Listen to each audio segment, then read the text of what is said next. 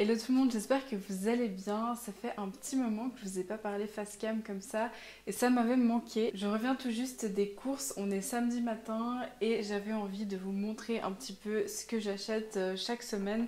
Quels sont mes basiques pour tenir toute la semaine. C'est vrai que ça m'arrive de temps en temps de faire des petites courses par-ci par-là pendant la semaine quand tout d'un coup il me manque vraiment quelque chose. Mais en général, avec mon copain, on va faire les grosses courses le samedi matin et ça nous tient jusqu'au samedi d'après. Il y a quelques semaines de cela, une abonnée me demandait justement qu'est-ce que j'achetais pendant mes courses et à peu près quel budget ça me prenait. Donc je vous ai gardé le ticket ici. Il faut savoir qu'on est deux personnes quand même et que chacun achète ses petits trucs, bien qu'on partage quand même la majorité des aliments. Il faut aussi compter que je ne suis pas seule, que j'ai un copain qui est grand, qui mange beaucoup de viande. Je sais, je mets du budget dans mes courses. C'est du budget que je ne mets pas ailleurs. Je ne mets pas tellement de budget en maquillage, en vêtements ou voilà ce genre de choses. Par contre, c'est vrai que la nourriture pour moi c'est primordial. Pour tout vous dire, je regarde pas tellement le prix en fait de chaque truc que j'achète. Ce que je regarde surtout c'est la composition. Je regarde toujours que ce soit le plus brut possible dans la liste des ingrédients. Et puis après, évidemment que si le prix est exorbitant, évidemment que je vais quand même réfléchir à deux fois. Je vais essayer d'équilibrer un peu les choses. Ce qui est marrant, c'est que du coup, à chaque fois qu'on va faire les courses, on ne compte pas combien chaque article nous coûte, pour combien on en aura, etc. C'est toujours un petit peu la surprise en caisse. Mais ce qui est dingue, c'est que à quelques francs près, parfois c'est même au centime près, on arrive toujours plus ou moins à la même somme, qui est la somme de 160 francs à peu près. Aujourd'hui, on est à 161,80. C'est vrai que depuis l'inflation, on sent la différence. Il y a une année, on arrivait toujours autour des 140 francs. Et depuis une année, avec l'inflation, on est à 160. Parfois, il y a tout d'un coup un samedi qui coûte plus cher parce qu'on doit faire les stocks tout d'un coup de produits ménagers, de choses comme ça. On n'a plus de papier toilette, on n'a plus de liquide vaisselle. Parfois c'est un peu plus cher. Des fois j'ai plus du tout de noix. Donc du coup je rachète tout en même temps. Et vu que les noix ça coûte la blinde, et ben parfois c'est un petit peu out of budget. Puis parfois c'est un petit peu en dessous. Ça dépend, mais ça s'équilibre vraiment en général autour de ces 160 francs.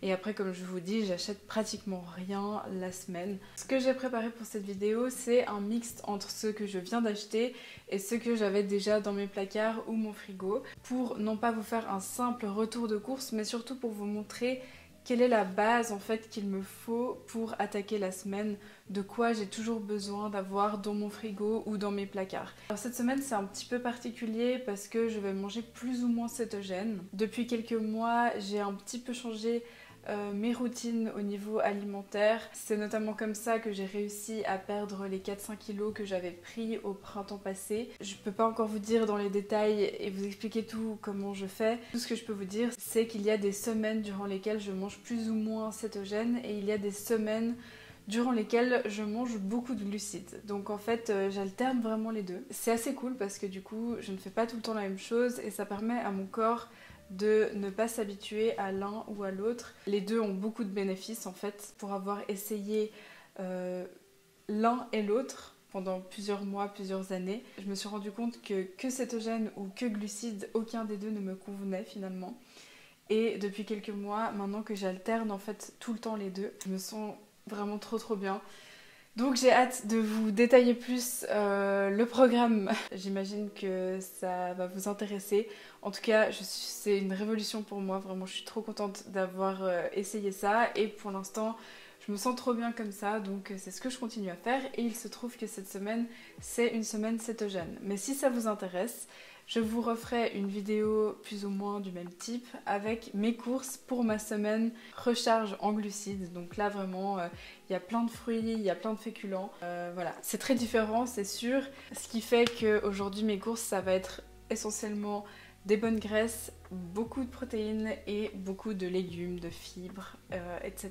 Je vais je vais prendre un petit peu ce qui me vient comme ça sous la main. On va essayer quand même que ce soit un minimum structuré. Donc pour les protéines, ce qu'il me faut, alors il y a des sources de protéines qui restent tout le temps les mêmes évidemment. peu importe que ce soit ma semaine cétogène ou ma semaine glucide. Mais j'ai remarqué que j'ai besoin de plus de protéines quand je suis en cétogène pour combler en fait les calories des glucides qui ne sont du coup plus présentes. Je les comble aussi avec du gras, mais c'est vrai que je mange un peu plus de prot. Et du coup pour ça les œufs c'est toujours une base sûre. J'en achète 2 à 3 boîtes de 6, ça dépend, une quinzaine d'œufs, c'est pas mal. J'aime bien les faire cuire dur, des fois je fais un petit peu de meal prep et je prépare des œufs cuits durs pour la semaine. Ça permet parfois, quand je remarque que j'ai encore un petit peu faim après un repas, de compléter en fait ma faim avec un œuf dur. J'essaie de diversifier un petit peu. Hein. J'ai acheté du tofu, ou tofu, je sais jamais comment on dit. Celui-ci, j'ai checké la liste des ingrédients, je fais ça tout le temps, vraiment, c'est un réflexe maintenant pour moi. Et il n'y a rien de dégueu et de transformé, étonnamment. Je pensais que vu qu'il n'était pas nature, enfin qu'en fait c'est un tofu aux olives, je pensais qu'il rajouterait du sucre et des trucs comme ça, mais étonnamment non, il n'y a rien, c'est safe, donc je me réjouis de goûter. Alors il y en a peut-être à qui ça ne va pas plaire, mais beaucoup de viande, je mange beaucoup de viande. C'est vrai, c'est pas mon point fort au niveau écologique, j'essaie de me rattraper sur d'autres points, mais je sens vraiment que mon corps se sent incroyable sur la viande. Enfin voilà, je sais pas, il y a des aliments, si on est un minimum intuitif, qu'on sent qu'ils nous font du bien et la viande en fait partie pour moi. Donc souvent j'achète 600 grammes de poulet, un petit peu plus. Là j'ai 330 ici et ici 300 grammes. Donc j'achète du poulet suisse. J'achète aussi en général une fois 350 grammes de bœuf haché. Donc là c'est de la viande bio de pâturage. Ça veut dire qu'elle est nourrie à l'herbe et qu'elle est donc bien meilleure pour votre santé. J'achète aussi en général un poisson, bien souvent c'est du filet de Pangasius, mais aujourd'hui il n'y en avait plus, donc j'ai pris du filet de cabillaud. En général j'achète 400 grammes et il y a 2 morceaux de 200 grammes, en général un pour mon copain, un pour moi. Ainsi ça fait un bon apport en protéines. J'ai aussi acheté du saumon fumé, ça je le fais pas tout le temps, mais aujourd'hui ça m'a vraiment donné envie. Et comme je vous en ai parlé plusieurs fois, je fais attention à l'histamine et c'est vrai que le tofu aux olives ainsi que le saumon fumé, c'est assez riche en histamine. Donc je le fais dans des phases où je sens que je suis pas trop inflammée. Et là ça me faisait très très envie, d'autant plus que c'est du saumon sauvage. Et ça, un endocrinologue avec qui j'ai récemment discuté m'a dit que c'était très important d'acheter le saumon sauvage et non pas d'élevage, parce que le saumon d'élevage est bourré d'antibiotiques, ce qui fait que pour votre corps et pour votre système hormonal, c'est c'est vraiment pas idéal. Donc voilà, c'est la première fois que je voyais saumon sauvage, je me suis dit ah c'est pour moi, allez je teste. Et j'avoue que ça sur un petit toast, c'est vraiment très très bon. En parlant de toast, comment je fais durant mes semaines keto justement? J'achète ce pain protéiné là, c'est des tranches sous vide, il y en a 5. Et vous les toastez, c'est super super bon. Et c'est un des rares pains protéinés qui a une bonne composition. Il n'y a pas d'additifs alimentaires et ça c'est vraiment un exploit.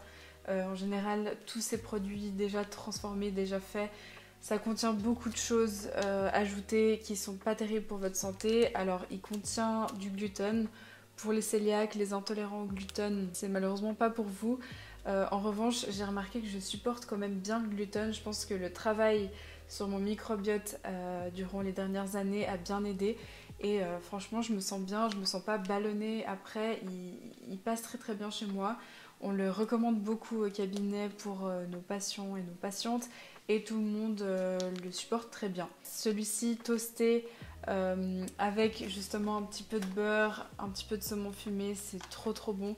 Vous faites encore un œuf coulant ou un œuf au plat dessus. C'est incroyable. C'est tellement simple, mais j'aime tellement. C'est vraiment mes repas préférés. Une fois qu'il est ouvert, par contre, il moisit très vite. Donc n'oubliez pas de le mettre dans le frigo. Et conservé au frigo, il tient une semaine en tout cas sans moisir. Dans le même état d'esprit, quand je suis dans le mood tartine, j'ai acheté des petites biscottes. C'est des petits pain croquant en fait. Ceci je vous en ai déjà parlé dans plusieurs vidéos, idem, il n'y a vraiment pas d'additifs alimentaires, c'est que des choses à l'état brut et ils contiennent très très peu de glucides, il y a tellement de fibres que ça rattrape le tout. Des fois j'aime bien quand j'ai encore un petit peu faim ou que j'ai pas le temps de vraiment préparer quelque chose, j'aime bien mettre un petit peu de beurre et manger ça comme ça. Celui-ci est aux graines de courge et celui-ci au sel de mer. Il y a des morceaux de gros sel, c'est super bon. Et voilà, donc ça me sauve souvent pendant mes semaines keto. C'est vrai que pendant les semaines de glucides, je les touche pas vraiment parce que j'ai assez avec tous les fruits, les féculents que je consomme. Et ce que j'ai oublié de vous dire, c'est que ce pain protéiné, il est extrêmement protéiné. Il porte pas son nom pour rien. Par portion de 50 grammes, donc en fait il y a 11 grammes dans une tranche. Il y a 11 grammes de protéines dans une tranche. Donc c'est vraiment super parce que si vous décidez de manger ça pour le petit déjeuner, vous mangez, je sais pas, 2 tranches que vous toastez, vous rajoutez encore 2 œufs, sachant qu'un œuf c'est environ 6 grammes de protéines, donc avec les œufs vous en avez 12 et avec les 2 tranches de pain vous en avez 22. Donc 22 plus 12, ça vous fait 34 grammes de protéines pour votre petit déjeuner, c'est juste trop bien. Plus vous pouvez être autour des... Alors moi je dis toujours aux patients minimum 20 grammes de protéines par repas. Mais si vous êtes au 30, c'est encore mieux. Et au 40, alors là, le top du top. Après voilà, évidemment, il faut équilibrer en fonction des apports de chacun. Parce qu'on n'a pas tous les mêmes besoins. Ça se calcule de manière très facile. Puisqu'on est sur les protéines, ma fameuse poudre de protéines, je vous en ai parlé dans plein de mes vidéos. C'est une poudre 100% clean aussi, protéines de riz, protéines de pois, protéines de chanvre issues de l'agriculture biologique. Il n'y a vraiment rien d'autre. Il y a un profil d'acides aminés essentiels très complet. Et je l'adore, franchement je m'en passe pas. Là aussi, si je vois que j'ai pas réussi à manger suffisamment de protéines, je prends un petit peu de yogourt coco, vous le connaissez, j'ai même pas besoin de vous le présenter, et justement je mets un petit peu de poudre de protéines et ça complète facilement mes apports. En plus ça fait un petit dessert super bon après le repas. Pour ceux qui n'aiment pas le goût de la noix de coco, ça arrive, hein, j'ai certaines patientes qui me disent que ça ne passe pas. Je leur conseille celui-ci, du coup le même yaourt nature mais version amande. Encore avec les protéines, j'ai acheté du saumon, cette fois-ci frais.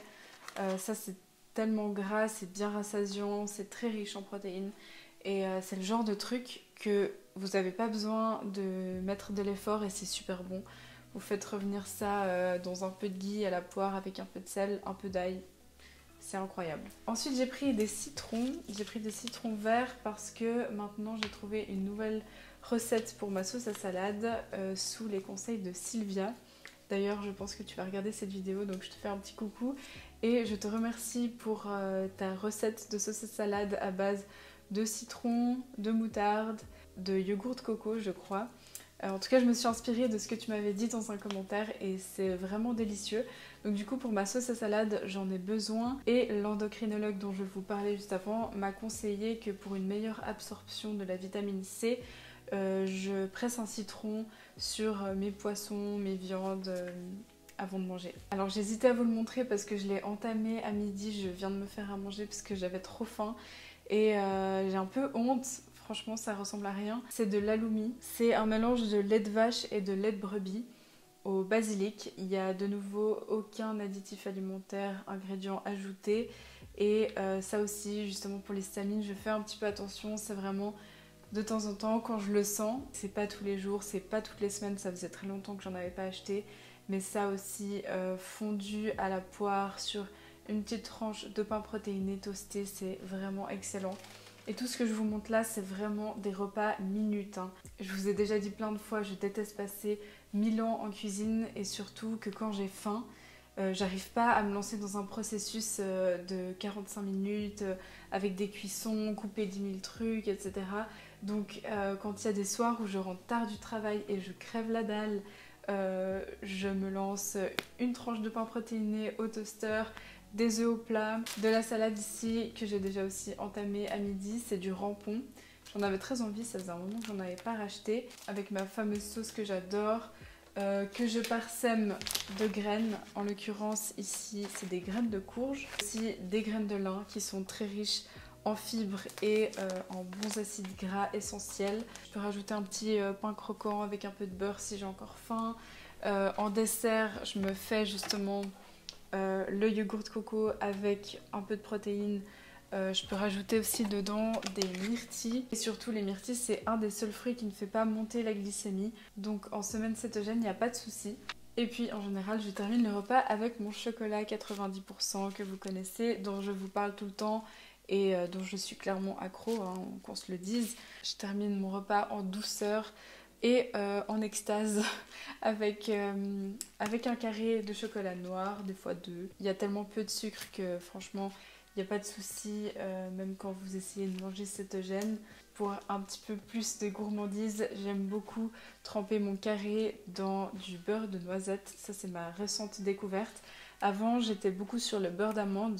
Une abonnée m'a récemment dit qu'elle avait arrêté tout ce qui était noix en fait. Donc les amandes, les noix de cajou, les noix de pécan, les noix, qu'elle avait gardé seulement les noisettes et les noix de macadamia et que depuis elle avait beaucoup moins de douleurs et beaucoup moins d'inflammation dans le corps. Et c'est vrai que je vous avais parlé de ma tendinite du genou qui ne passait pas.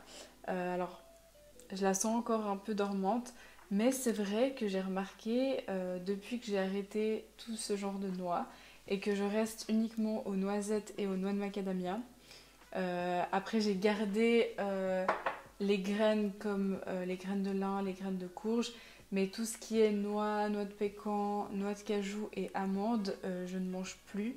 Dans mon quotidien, hein, ça peut m'arriver d'en manger, c'est pas quelque chose que j'ai banni à vie, mais j'ai voulu faire le test, j'ai trouvé ça très intéressant et je remarque quand même la différence, je dois dire, et c'est vrai que si on fait des recherches sur les amandes, il y a des avantages aux amandes, mais il y a aussi des inconvénients et des choses qui sont très inflammatoires et irritables en fait pour votre corps. Avec l'alimentation c'est un peu comme ça pour tout, vous pouvez prendre du cacao et sortir une liste de bienfaits incommensurables et puis à l'inverse si vous cherchez les effets néfastes du cacao vous trouverez aussi plein de choses. Donc voilà, au bout d'un moment on est bien obligé de manger, hein, ça c'est sûr. Après on choisit quoi. Je pense que c'est important d'apprendre à connaître son corps, d'être ouvert d'esprit, de rester ouvert d'esprit et de tester et de vraiment ressentir comment on se sent en mangeant de telle ou de telle manière. Et voilà, c'est pour ça que j'ai fait le test avec les amandes. D'ailleurs, je ne me suis pas totalement débarrassée des amandes puisque comme je vous l'ai montré juste avant, j'ai encore ce yogourt de coco. Et pour l'instant, je n'ai pas trouvé meilleur lait que ce lait d'amande qui contient uniquement de l'eau et des amandes. Rien d'autre. Et c'est hyper compliqué de trouver un lait qui ne contient pas d'additifs alimentaires. En général, il y a du sucre, il y a de la gomme, il y a des additifs, il y a des agents coagulants, des trucs. Celui-ci est clean. D'ailleurs, j'ai l'impression qu'il est nouveau parce que Alpro, pendant très longtemps, j'ai toujours regardé la composition de leur lait et je trouvais jamais des ingrédients uniquement bruts.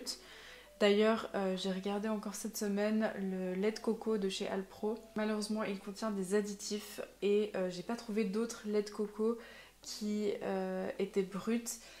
Si vous en connaissez, n'hésitez pas à me le dire. Peut-être qu'il va falloir que je passe commande parce que dans tous les supermarchés que j'ai fait autour de chez moi, j'ai rien trouvé. Et au vu de tout ce que j'ai lu dernièrement sur l'effet inflammatoire, pro-inflammatoire des noix, des graines, des amandes, etc., c'est vrai que le lait de coco ce serait à mon avis la meilleure alternative. En tous les cas je suis super contente parce que j'ai considérablement réduit ma consommation de noix, de léagineux.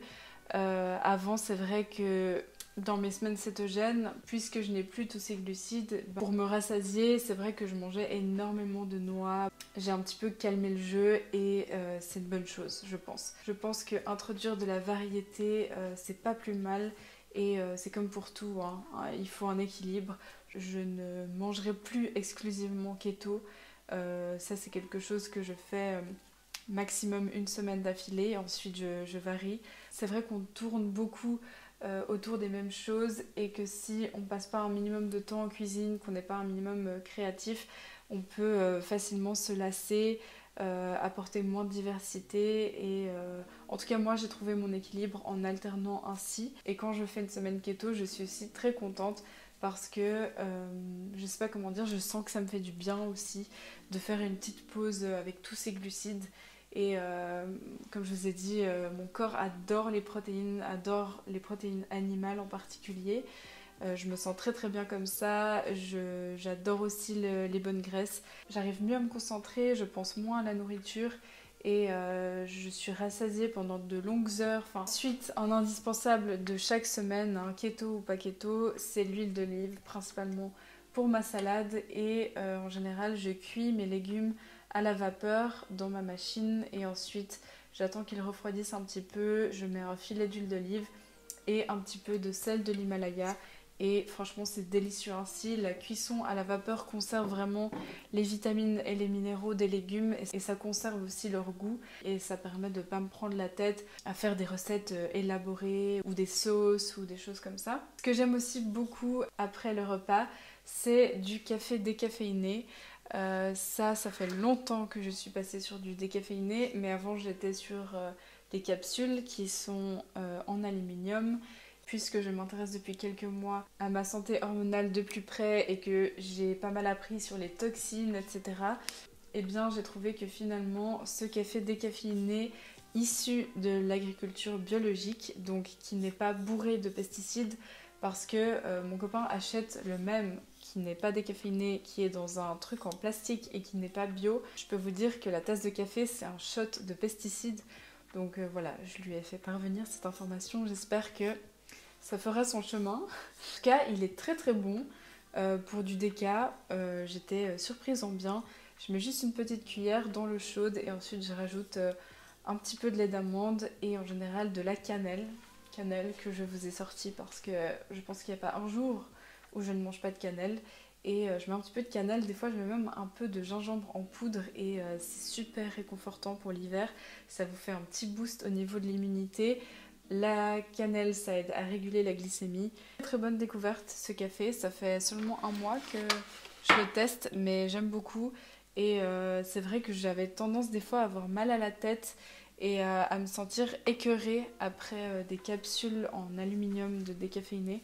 Et ça ne me fait absolument pas cet effet avec celui-ci. Un indispensable pour ma sauce à salade et qui m'accompagne en fait toutes les semaines, c'est ma moutarde. Ça c'est de la moutarde de Dijon qui est assez forte et les ingrédients sont incroyables. Celle-ci je la trouve qu'en magasin bio malheureusement et elle coûte un petit peu cher, mais les ingrédients, écoutez, ils en valent la peine. Eau, graines de moutarde, vinaigre de cidre et sel marin issu de l'agriculture biologique. C'est une pépite cette moutarde. Elle est super bonne, elle n'est pas pro-inflammatoire parce qu'ils n'utilisent pas des huiles de tournesol. On appelle ça les vegetable oils aux États-Unis, qui sont pro-inflammatoires parce qu'elles ont été chauffées, notamment l'huile de tournesol, l'huile de colza, que vous retrouvez dans vos mayonnaises, dans vos moutardes. Ça, c'est à éviter si c'est quelque chose que vous consommez tous les jours. Et moi, vu que c'est mon cas, j'ai préféré investir dans une bonne moutarde. Un autre indispensable pour la cuisson, c'est ma graisse de coco. Je cuis pratiquement tout là-dedans. Ou alors, j'alterne avec du ghee que je fais moi-même. En fait, j'achète une plaquette de beurre et je la mets au four pendant 1h30 sur 100 degrés et ensuite je laisse refroidir, j'enlève l'excédent, la petite couche blanchâtre qui s'est formée. Là il m'en reste pratiquement plus, il faut que je le refasse, c'est beaucoup moins cher et pour la cuisson à température élevée c'est très très bien. Le ghee et la graisse de coco sont des huiles qui ne vont pas se transformer en acides gras trans, donc qui vont être néfastes pour votre santé et ça c'est vraiment très très important à considérer puisque c'est quelque chose qu'on utilise finalement tous les jours. J'ai aussi acheté du beurre, non pas pour en faire du ghee, mais pour le consommer cru sur mes toasts ou sur mes petits pains croquants. Le beurre, évidemment pas allégé, pas avec de la margarine et des huiles végétales, mais bien du vrai beurre. Pour ça, il n'y a pas de souci. c'est pas un danger au niveau des graisses pour votre corps, ça ne va pas vous faire du cholestérol, à moins que vous le chauffiez pour cuire votre viande.